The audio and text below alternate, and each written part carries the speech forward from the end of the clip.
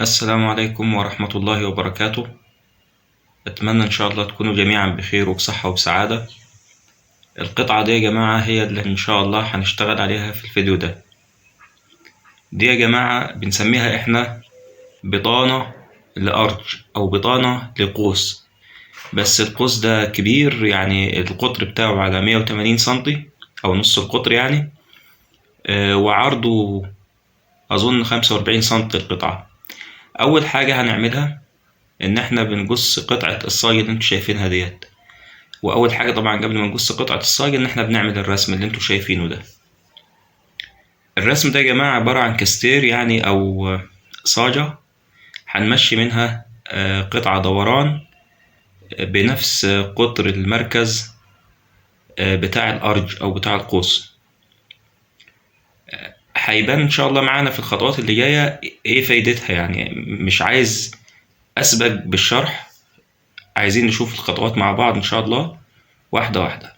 دي الورقه بنبدأ نطبعها على الصاجة زي ما بنعمل كل مرة في شغلنا للناس المتابعين معانا دايما يعني.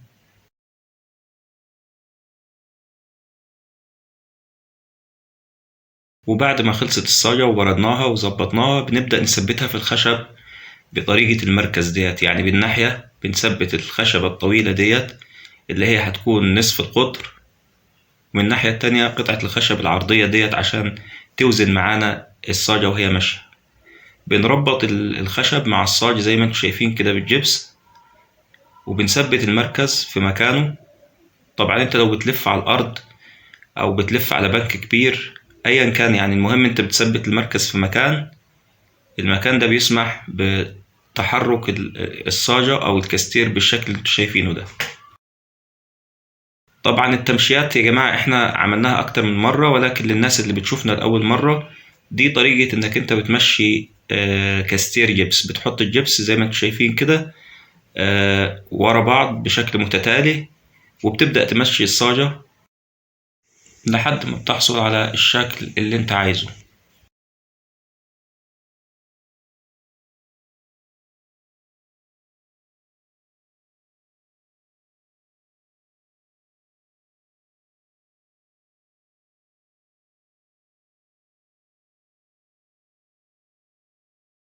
في بعض الأعمال يا جماعة بتبقى محتاجة صبر شوية وانت بتعملها، من ضمنها التمشيات ديت.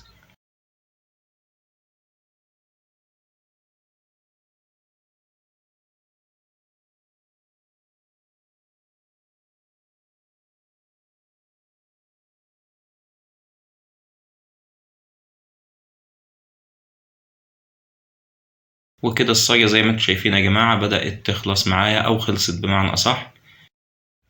ببدأ يا جماعة أقطعها على جزئين، يعني أنا بقطع قطعتين يكونوا أكبر من المقاس اللي أنا محتاجه عشان أبقى ضامن السلامة وأنا بشتغل.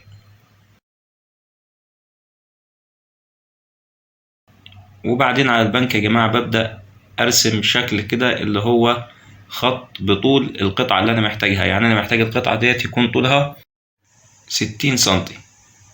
ومن بداية القطعة أو الخط، يعني في البداية وفي النهاية من النقطتين دول بعمل خطين عموديين على النقطتين دول، يعني خطين عموديين على نقطة البداية ونقطة النهاية زي ما انتم شايفين بالظبط كده باستخدام الزاوية أو باستخدام المثلث. ببدأ أحط القطعة بالشكل اللي انتم شايفينه ده. دلوقتي إن شاء الله من الجانب ده يعني هتبان بشكل أوضح. المقاس ده في البداية والنهاية لازم يكون اللي على اليمين نفس المقاس اللي على الشمال، تمام. وبعلم العلامة اللي انتوا شايفينه ده عشان اخلي القطعة مستوية في القصة بتاعتها مع الخط العمودي اللي انتوا شايفينه ده. متهيألي الصورة موضحة الفكرة. لو انا يعني الشرح بتاعي مش قادر اوصل الفكرة، بس الصورة موضحة. بخربش الظهر زي ما انتوا شفتوا كده، وببدأ ازيت البنك وارجعها في مكانها بالشكل ده، وابدأ احط حوالين منها قطع من الجبس عشان اعمل اطار، يعني اصب داخله، اصب جبس بالطريقه اللي انتوا شايفينها ديت داخل الاطار ده. وبحط طبعا قطعه شعر، لان انا اصلا القطعه دي وانا بمشيها ما حطيتش فيها شعر، يعني انا كنت عامل حسابي ان انا هعمل الشكل ده وهحط الشعر في الظهر بالطريقه اللي انتوا شايفينها ديت. بعد ما القطعة نشفت هيبان دلوقتي انا عايز القطعة دي يبقى شكلها ازاي معايا.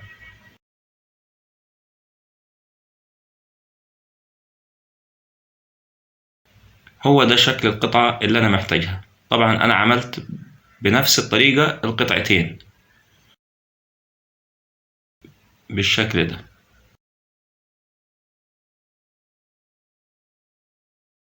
ببدأ بعد كده يا جماعة ارسم مستطيل او مربع حسب المقاسات اللي عندك، اللي هي بتكون طول القطعة وعرضها. يعني انا هرسم على البنك كأني برسم القطعة بالظبط اللي انا محتاجها. طولها هيكون 60 سنتي وعرضها 40 سنتي، وابدأ اثبت القطعتين دول بالشكل اللي انتوا شايفينه ده، على اساس الخط بتاعي هيبقى بالظبط كده في السن اللي انا بعلم عليه بصباعي ده، لان هو ده بداية القطعة. السن ده هو بداية القطعة اللي انا عايزها. بوزن باستخدام المثلث عشان اخلي الخط بالظبط في نفس مكان النقطة اللي فوق، وباخد علامة عشان مرجعش يعني اعيد تاني لما ابدأ اثبت. وببدأ اثبت القطعة زي ما انتم شايفين كده بالشكل ده، وبعدين بثبتهم بالجبس طبعا في البنك عشان اضمن ان هم يتحركوش معايا.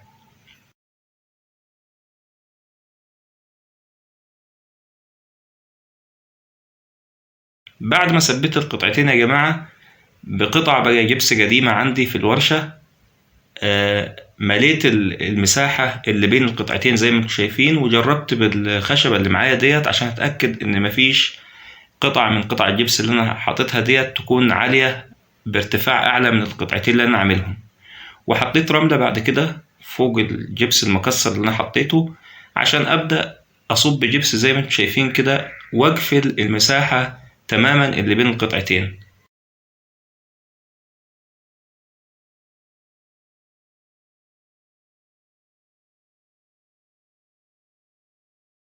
الشغل ده يا جماعة للأسف يعني مش هيبقى ممتع للناس اللي هي بتتفرج علينا حب استطلاع. يعني إذا ما كانش حد بيشتغل في المهنة ديت، فهو ممكن لغاية هذه اللحظة يعني في الفيديو ممكن ما يكونش بيفهم أو مش واخد باله. يعني أنا آسف، مش واخد باله إحنا بنعمل إيه.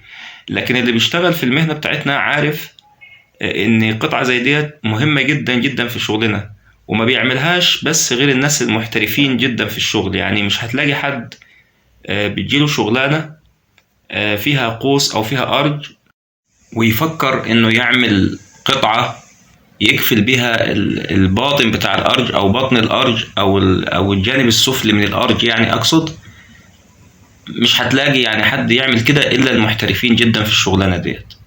يعني عادة الناس لما بيجي معاها أرج كده في الشغل فبتقفله يدويا، يعني بتحط مثلا قطع من الجبس قديمة أو ورق وبتبدأ تغلفه بشكل سادة.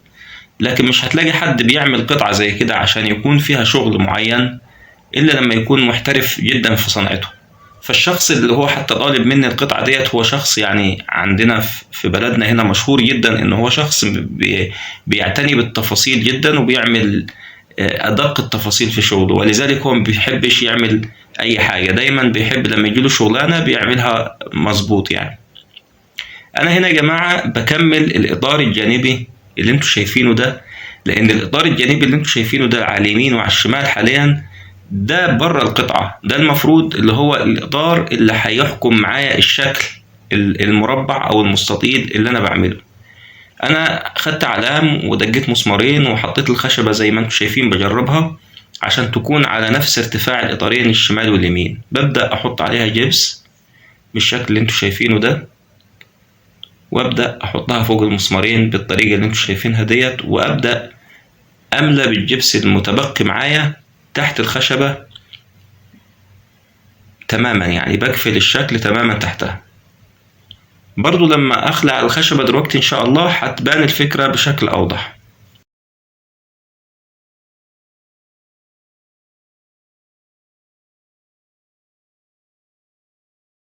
بعد ما العجين نشف يا جماعة ببدأ أشيل الخشبة عشان يطلع معايا الشكل زي ما انتم شايفين. ببدأ أنضف طبعا وأشيل الزيادات، وانعم مكان الخشبة بالطريقة اللي انتوا شايفينها ديت، وبعمل شوية جبس تانيين عشان اعمل السلبة، يعني اخلي الجزء ده مسلوب عشان ده اللي هيطلع في الجانب، واقفل في المنطقة اللي هي في الزاوية زي ما انتوا شايفين دول، في الزاويتين اللي على الشمال واليمين، واخلي الشكل مظبوط او الاطار الخارجي يكون مظبوط معايا تماما، يعني اليمين زي الشمال زي اللي فوق زي اللي تحت.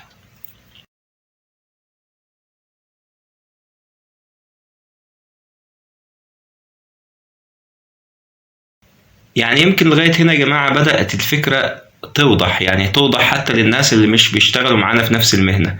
أنا اللي محتاجه القطعة اللي أنا بمشي عليها إيدي ديت.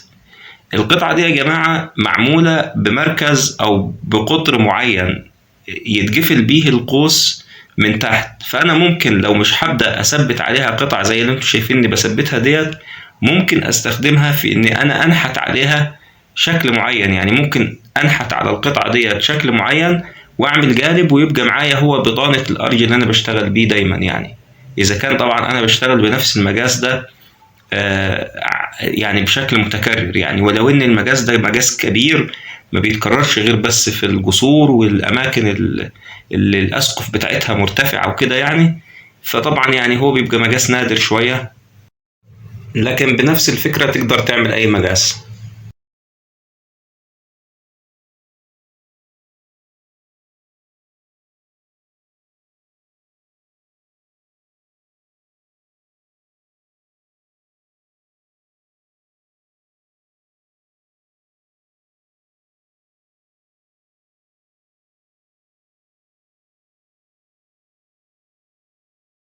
طبعا انا حطيت القطعتين اللي انتوا شايفينهم دول او الفرعين دول من المنحوتين دول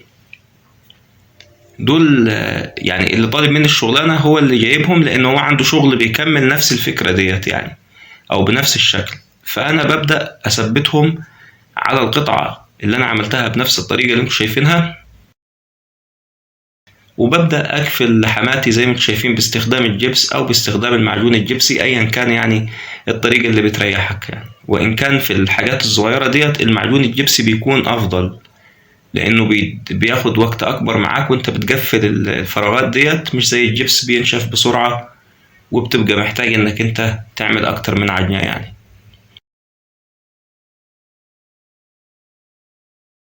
وده الشكل يا جماعه بعد ما الشكل انتهى. زي ما انتم شايفين الاطار الخارجي ده من بره ملوش علاقه بالقطعه غير انه بس هيساعدنا في عمل الجانب، تمام. والتقوس اللي انتوا شايفينه ده تقوس مفتوح جدا طبعا لان هو المقاس المطلوب كده يعني، لكن انت زي ما قلت لك ممكن تعمل اي مقاس انت عايزه. اتمنى يعني يا جماعه تكون الفكره يعني تفيد الناس وتكون الفكره عجبتكم. وفي اخر الفيديو زي ما بطلب منكم كل مره ما تنسوش تدعوا لي بالتوفيق، والسلام عليكم ورحمه الله وبركاته.